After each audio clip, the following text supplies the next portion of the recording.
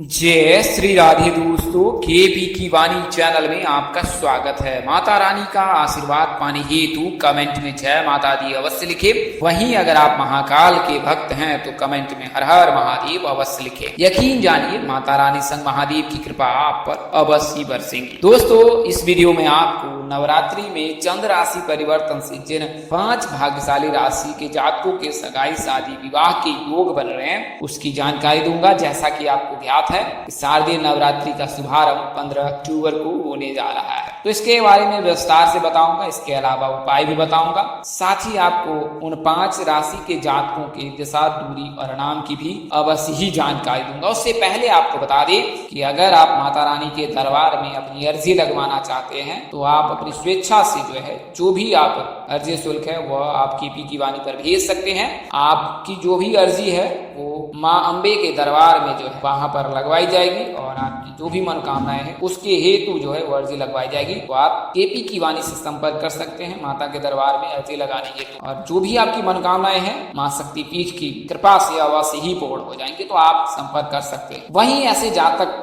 जिनके विवाह में बाधा आ रही है, बात तय नहीं हो पा रही है, शादी में किसी न किसी वजह से व्यवधान आ रहा है, तो अब आप केपी की वाणी से संपर्क कर सकते हैं और विवाह सगाई और शादी से संबंधित सभी प्रकार की जानकारी आप कुंडली बनवा कर प्राप्त कर सकते हैं। तो इसके लिए आप हमारा संपर्क नंबर 8521835670 है, इस नंबर पर संपर्क कर सकते हैं। 8521835670। तो इस नंबर पर आप फोन के जरिए, मैसेज के जरिए, सामान्य संदेश के जरिए संपर्क कर सकते हैं। वहीं आपको बता दें कि अगर आप केपी की वाणी से कुंडली विश्लेषण कराते हैं तो आपको क्या क्या जानकारी प्राप्त हो पाएगी। तो इसमें आपको आपकी शादी कब होगी, कहाँ होगी, कैसे होगी, किससे होगी, किस दिशा में होगी, कितनी दूरी पर होगी, किस नाम से होगी, किस राशि से करनी चाहिए, जीवन साथी का रंग, रूप, स्वरूप, स्वभाव और उनका करियर कैसा होगा, आपका करियर कैसा होगा। अगर आप लव मैरिज करना चाहते हैं तो माता पिता की सहमति मिलेगी कि नहीं मिलेगी, ससुराल में घर द्वार कैसा रहेगा, सास ससुर का स्वभाव कैसा रहेगा, पति कितना पढ़ा लिखा होगा, पत्नी कितनी पढ़ी लिखी होगी, ये तमाम तरह की जानकारी जब आप केपी की वाणी से कुंडली बनवा कर या फिर आप लिखित प्राप्त कर सकते हैं। इसके अलावा विवाह कर रहे हैं या तय हो रही है शादी, तो भी आप कुंडली मिलान करा लें। इसके लिए आप स्थानीय पंडित व ज्योतिष से भी संपर्क कर सकते हैं अथवा केपी की वाणी से संपर्क कर यह जानकारी प्राप्त कर सकते हैं। अगर आप वैवाहिक जीवन व्यतीत करें, वैवाहिक जीवन में किसी प्रकार की परेशानी है तो भी आप संपर्क कर सकते हैं और कुंडली मिलान करा सकते हैं। तो आइए वीडियो में आगे बढ़ते हैं। जैसा मैंने आपको नंबर बताई दिया 8521835670, इस नंबर पर आप संपर्क कर सकते हैं। डिस्क्रिप्शन बॉक्स में भी नंबर दिए गए, वीडियोज में भी नंबर दिए गए, तो आप वहां से भी नोट। अक्टूबर का महीना बेहद शुभ रहने वाला है। हालांकि पितृपक्ष 14 अक्टूबर तक रहने वाला, उसके पश्चात पितृपक्ष समाप्त हो जाएगा। वर्तमान महीने में यानी कि वर्तमान माह में 29 सितंबर से पितृपक्ष प्रारंभ होगा और फिर 15 दिनों तक पितृपक्ष चलेगा और पितृपक्ष समापन के पश्चात आश्विन नवरात्रि का शुभारंभ होगा, शनि नवरात्रि। तो इस दौरान जातक के शादी के विवाह की योग अवश्य बनेंगे। तो आपको बता दें कल स्थापना का समय 15 अक्टूबर सुबह प्रातःकाल 8:11 से लेकर 10:11 तक है और फिर दोपहर 11 बजे से लेकर 11:21 तक है। तो इस दौरान आप कल स्थापना कर सकते हैं। नवरात्रि के दिन से हेतु नववर्ष प्रारंभ भी होता है। इस दिन सर्वार्थ सिद्ध योग भी बन रहा है। इस दिन जो वार होता है उसका स्वामी वर्ष का राजा होता है। तो इस दिन माँ शारदीय नवरात्रि का शुभारंभ होगा और माँ जगत जननी आदि शक्ति माँ दुर्गा वो पृथ्वी पर आएंगे और इससे सभी प्रकार के शुभ प्रभाव देखने को मिलेगा। वातावरण भक्तिमय हो जाता है। माँ के आगमन से सभी भक्त माता की सेवा में लग जाते हैं। तो प्रथम दिन यानी प्रतिपदा 15 अक्टूबर को, द्वितीय वो 16 अक्टूबर को, तृतीया 17 अक्टूबर को है, चतुर्थी 18 अक्टूबर को, पंचमी 19 अक्टूबर को, षष्ठी 20 अक्टूबर को। षष्ठी बेहद शुभ होता है, इसके बारे में बताऊंगा। सप्तमी 21 अक्टूबर को, अष्टमी 22 अक्टूबर, नवमी 23 अक्टूबर और दशहरा 24 अक्टूबर को है। तो प्रथम दिन माँ ब्रह्मचारिणी की पूजा होगी। दूसरे दिन माँ चंद्रघंटा की पूजा होगी। तीसरे दिन माँ कृष्ण मुंडा की पूजा होगी।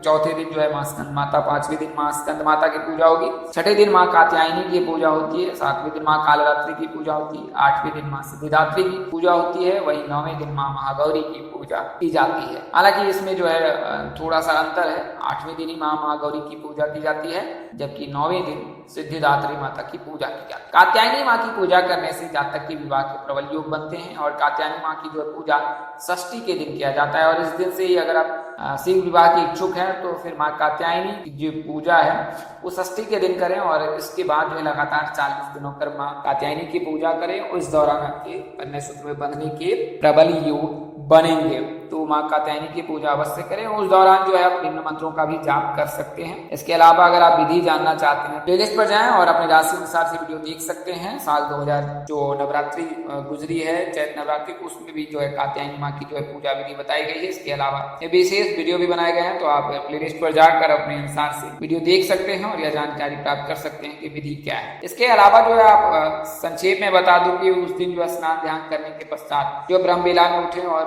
पश्चात जो है माँ जगत आदि शक्ति है उन्हें प्रणाम करें और दिन की शुरुआत करें। गंगा जल पानी में मिलाकर जो स्नान करें और उसके पश्चात आचमन कर अपने आप को शुद्ध कर लें और फिर जो है आप श्वेत वस्त्र न धारण करें बल्कि जो है लाल रंग या पीले रंग का वस्त्र धारण कर लें और फिर माँ कात्यायनी की पूजा उपासना करें। इसके लिए जो है पूजा गृह में एक चौकी पर जो है लाल रंग के जो वस्त्र बिछा कर जो नवीन वस्त्र हो और नवीन वस्त्र जो सिला हुआ ना हो उस वस्त्र को बिछाकर जो है उस पर जो है माँ कात्यायनी की प्रतिमा या छवि जो है तस्वीर जो है वहां पर स्थापित करें और फिर जो है विधि विधान से माँ कात्यायनी की पूजा करें। इन्हें लाल रंग अति प्रिय है तो लाल रंग में अर्पित कर सकते हैं। वहीं भोग में इन्हें शहद अवश्य अर्पित करें क्योंकि माँ कात्यायनी को भोग में शहद बहुत प्रिय है, तो आप शहद उन्हें अर्पित कर सकते। इसके बारे में विधि भी बताऊंगा, पहले मैं आपको मंत्र बता देता हूँ। तो ओम सृष्टिकर्ता मम विवाह कुरु स्वाहा, इस मंत्र का भी जाप कर सकते हैं। आप व्हाट्सएप के जरिए भी इस मंत्र को मंगा सकते हैं। ओम श्री वरप्रदाय श्री नमः क्रीम कृष्णाय गोविंदाय गोपी जन वल्लभाय स्वाहा, इस मंत्र का भी जाप कर सकते। इसके अलावा गुरु को मजबूत करने के लिए ओम ग्राम ग्रीम ग्रौम सह गुरुवे नमः, इस मंत्र का भी जाप कर सकते हैं। वहीं ओम कात्यायनी महामाई महायोगीश्वरी नंद गोपसुतम देवी पते कृते नमः, इस मंत्र का जाप आप कम से कम 21 बार करें। वहीं नवरात्रि के दिनों में जो कम से कम एक माला जाप अवश्य करें। ओम कात्यायनी महामाई महायोगीश्वरी नंद गोपसुतम देवी पते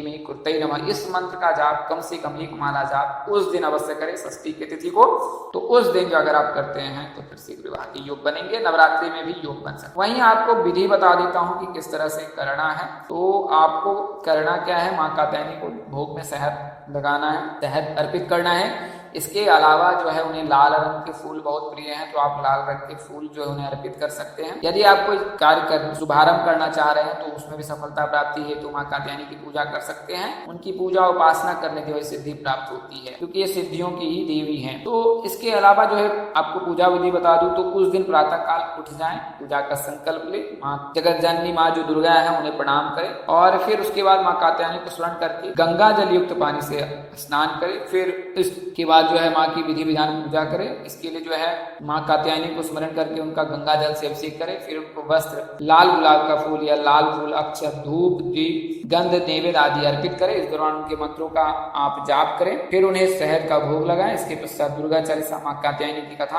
आदि का पाठ करें, मंत्र जाप करें, स्तोत्र करें। इसके अलावा जो है फिर माँ कात्यायनी के जो 108 नामों का भी जाप कर सकते हैं। वहीं अंत में जो घी के दीपक से जो है माँ कात्यायनी की आरती करें और माँ कात्यायनी की आरती करने के पश्चात पूजा संपन्न होता है। तो लगातार 40 दिनों तक अवश्य ही करें। आइए अब मैं आपको उन राशियों के बारे में और चंद्र राशि परिवर्तन के बारे में बता। तो जैसा कि आपको मैंने कई वीडियो में बताया, इस वीडियो में बताता हूँ कि जो चंद्रमा जब राशि परिवर्तन करता है तो 2.25 दिनों तक एक राशि में रहते हैं और फिर दूसरी राशि में गोचर कर जाते हैं। तो 9 दिनों में यानी कि 9 दिनों में नवरात्रि के 9 दिनों 15 से लेकर 24 तक जो है चंद्रमा जिन जिन राशियों में रहेंगे, क्योंकि वहां पर नवरात्रि के 9 दिनों में जो है बिना किसी ज्योतिषीय सलाह के भी जो है वो परिणय सूत्र में बनते हैं। उनका ऐसा मानना होता है कि अगर नवरात्रि के 9 दिनों में कोई भी शुभ कार्य किए जा सकते हैं। अशुभ प्रभाव जो अशुभ कार्य है, अशुभ काल जो है उस दिन नहीं लगता है। अगर कोई भी अशुभ मुहूर्त है उस समय में भी माँ दुर्गा की कृपा से जो है वो शुभ कार्य किए जा सकते हैं और वह निष्क्रिय हो जाता है अशुभ काल। तो नवरात्रि के 9 दिनों में जो है वो पंजाब में है, हरियाणा के कुछ हिस्सों में, इसके अलावा हिमाचल प्रदेश और जम्मू कश्मीर के क्षेत्रों में जो है विवाह कार्यक्रम किए जाते हैं। कुल मिलाकर कहे तो सिख संप्रदाय के जो लोग हैं, जो सिख संप्रदाय के अनुयायी हैं, वो जो है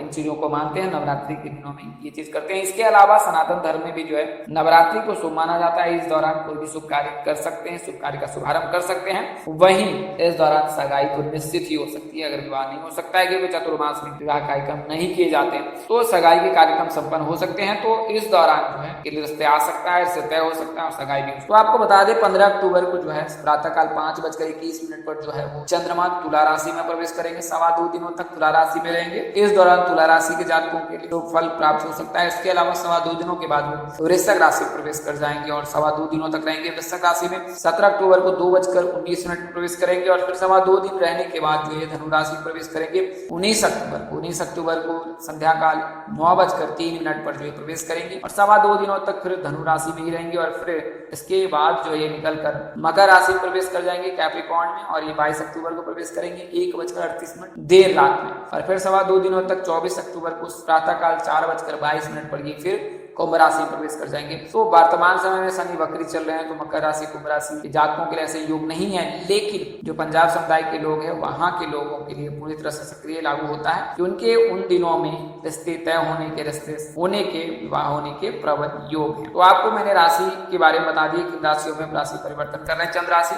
अब मैं आपको बता दूं चंद्रमा को कैसे मजबूत किया जाता है। चंद्रमा जब मजबूत रहता है कुंडली में तो व्यक्ति को मनचाहा जीवन साथी मिलता है और वहीं चंद्रमा को मजबूत करने के लिए आपने जो है भगवान शिव की पूजा करें, भगवान शिव को जो है कच्चे दूध से जो अभिषेक करें। इसके अलावा आप विधि विधान से जो है भगवान शिव की पूजा उपासना कर सकते हैं। हर सोमवार के दिन जो है आप सफेद चीजों का दान करें, इससे भी चंद्रमा मजबूत होता है, शुक्र भी मजबूत होता है। तो आप इन उपायों को कर सकते हैं, कर सकती हैं। इसके अलावा चंद्रमा को जो है अगर आपके पास विशेष समय रहता है, अब ज्यादा समय रहता है तो आप संध्या काल में जो है जल में सफेद फूल डालकर चंद्रमा को अर्घ दें। तो ऐसा करने से जो है चंद्रमा मजबूत होता है। तो चंद्रमा को मजबूत करने से जो है कई प्रकार के फायदे होते हैं। जो मानसिक तनाव है, मन का कारक चंद्रमा होता है। अगर चंद्रमा कमजोर है तो फिर आपको मानसिक तनाव रहेगी, यानी कि आप तनावग्रस्त रहेंगे। इसके अलावा माता जी की सेहत भी अच्छी नहीं रहेगी, उनके साथ भी मतभेद रहेगा। इसके अलावा माता जी बीमार भी रह सकती हैं। तो ऐसा चंद्रमा के मजबूत न रहने से होता है। तो चंद्रमा को मजबूत करना अनिवार्य होता है। चंद्रोष लगने पर जो है व्यक्ति मानसिक रूप से तनावग्रस्त हो जाता है। तो इसके लिए आप जो है शिव जी की पूजा उपासना करें, उनके शरण चरण में रहे, चंद्रदेव की पूजा उपासना करें तो आपको अवश्य फायदा प्राप्त होगा।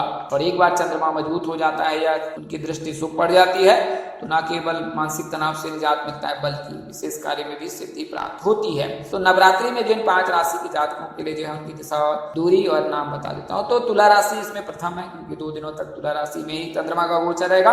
तो इस दौरान तुला राशि के जातकों के लिए शुभ योग बनेगा। अगर आप तुला राशि के जातक हैं तो आपका नाम हार से होगा। अगर आपकी आयु 20 वर्ष से लेकर 31 वर्ष के मध्य है, कुंडली में किसी प्रकार का कोई दोष नहीं लगा, विवाह के प्रबल योग है। आपको करना क्या है, ये हर मंगलवार के दिन गरीबों के बीच मीठी चीजों का आपको दान करना है। वहीं दक्षिण दिशा आपके लिए शुभ है। बात करें नाम अक्षर की तो एस नाम के जातक, जी नाम के जातक, एम नाम के जातक, इनमें से किसी एक जातक के साथ कन्या सूत्र में बंधने के योग बन रहे हैं। इसके अलावा जो वृश्चिक राशि अगली राशि है, इसमें 2.25 दिनों तक रहेंगे चंद्रमा, वो 17 तारीख को प्रवेश करेंगे। तो वृश्चिक राशि के जातक की भी आयु की बात करें तो 21 वर्ष से लेकर 32 वर्ष के मध्य के जो भी जातक है वृश्चिक राशि के, उनके लिए शुभ योग बन रहा है। नवरात्रि के दिनों में हर शुक्रवार को शिव जी को इत्र और जल अर्पित करें। वहीं नवरात्रि के दिनों में जो है माँ दुर्गा को जो है 7 लाल रंग के फूल जो है वो अर्पित करें। और इन दिनों में जो ब्रह्मचर्य नियमों का पालन करें, शयन जो है वो नीचे भूमि पर करें तो ज्यादा उत्तम होगा। और माँ की पूजा उपासना जो है विशेष प्रकार से करें। बात करें नाम अक्षर की तो एस नाम के जातक, जी नाम के जातक, आर नाम के जातक, इनमें से किसी एक जातक के साथ कन्या सूत्र में बन सकते। हालांकि अगर बात करें राशि की तो सिंह राशि के जातक या फिर आपके मेष राशि के जातक के साथ कन्या सूत्र में बनना शुभ होता है। तुला राशि के जातकों के साथ भी इनके कन्या सूत्र बनने के प्रबल योग रहते हैं। इसके अलावा धनु राशि है, धनु राशि में भी चंद्रमा 2.25 दिनों तक रहेंगे